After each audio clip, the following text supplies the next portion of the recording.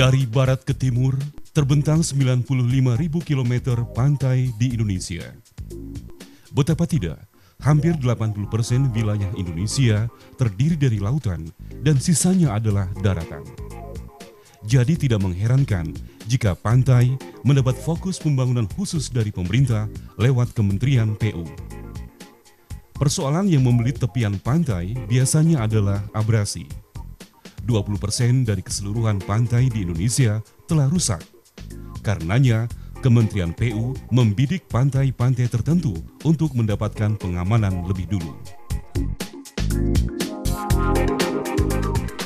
Perubahan garis pantai sesungguhnya hal alami. Pantai tergerus di sisi lain, tetapi menjorok di sisi lainnya karena gelombang laut atau hembusan angin. Masalahnya kini, perubahan dipercepat oleh faktor manusia.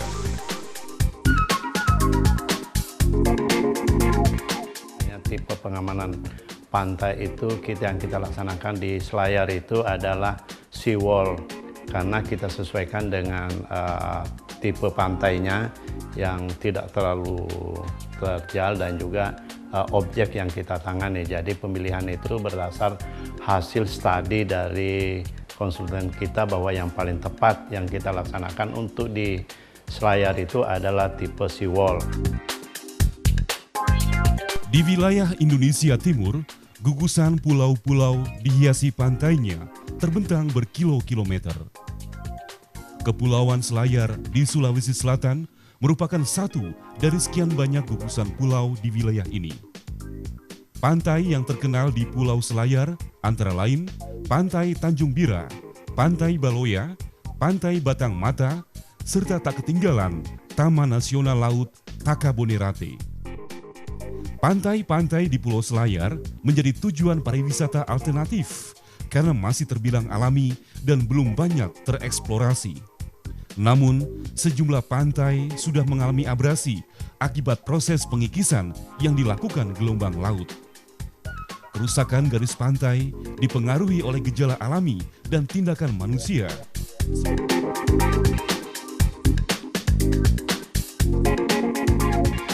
Kalau tidak ada pembatas itu tanggul bikinan sendiri, kayu batang itu, kayu hanyut dikasih pancang ke bawah.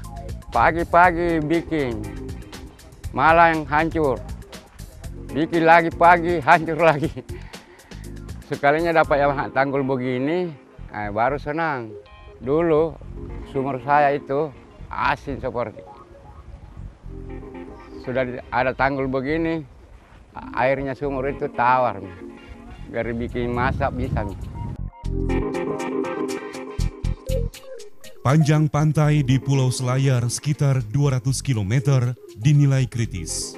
Namun, selama 3 tahun terakhir, Kementerian Pekerjaan Umum baru berhasil membangun 12 km pengaman pantai berbentuk seawall atau tembok laut.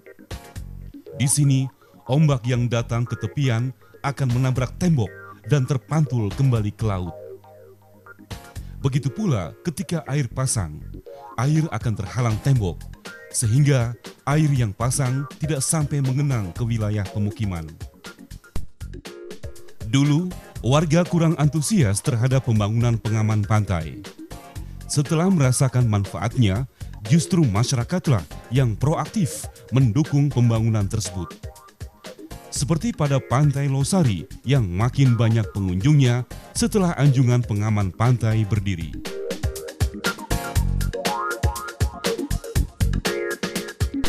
Pantai Losari bisa disebut sebagai ikon pariwisata Sulawesi karena tidak hanya terkenal di Indonesia, tapi juga mancanegara. Bayangkan jika tak ada pengaman pantai. Tentu sungguh ironis melihat ikon kebanggaan kota Makassar ini harus tergerus karena abrasi. Sebab itu, Kementerian PU jeli memandang bagian-bagian yang harus mendapat dukungan pembangunan infrastruktur secara maksimal. Karena pengamanan pantai bukan hanya untuk mencegah dan mengatasi abrasi, tapi juga untuk menunjang kegiatan ekonomi masyarakat di sekitar pantai. Pembangunan infrastruktur pengamanan pantai di Sulawesi Selatan mulai dilaksanakan pada tahun 2008 secara bertahap. Kementerian PU bekerja keras membentuk sistem dan infrastruktur yang aman tidak hanya bagi keberadaan pantai, tapi yang paling penting bagi masyarakat sekitar. Adapun bangunan-bangunan yang biasa kita buat untuk pengaman pantai ini adalah tembok laut ini. Tembok laut ini berupa suatu semacam tembok begitu yang memanjang searah pantai untuk melindungi pantai-pantai kita dari abrasi air laut. Sebagaimana kita ketahui bahwa panjang pantai di Sulawesi Selatan dan Sulawesi Barat ini lebih dari 200 km, di mana hampir 50% dalam kondisi atau kategori kritis. Sampai dengan saat ini kita baru menangani sepanjang kurang lebih 12 km. Artinya masih banyak sekali pengaman pantai yang harus kita kerjakan. Pembangunan infrastruktur pengamanan pantai jelas memberi rasa nyaman bagi masyarakat. Setidaknya, ancaman banjir jadi terbendung sehingga masyarakat dapat beraktivitas lebih leluasa tanpa khawatir. Betapapun berkurangnya garis pantai sama juga dengan berkurangnya tanah tempat berpijak. Jika abrasi tak diantisipasi, akan makin banyak pulau yang tenggelam secara perlahan. Kalau musim barat datang mulai bulan 12, air ini rumah semua tergenang. Tapi alhamdulillah setelah adanya ini masyarakat sudah aman. Dan pengisian pantai juga sudah tidak ada.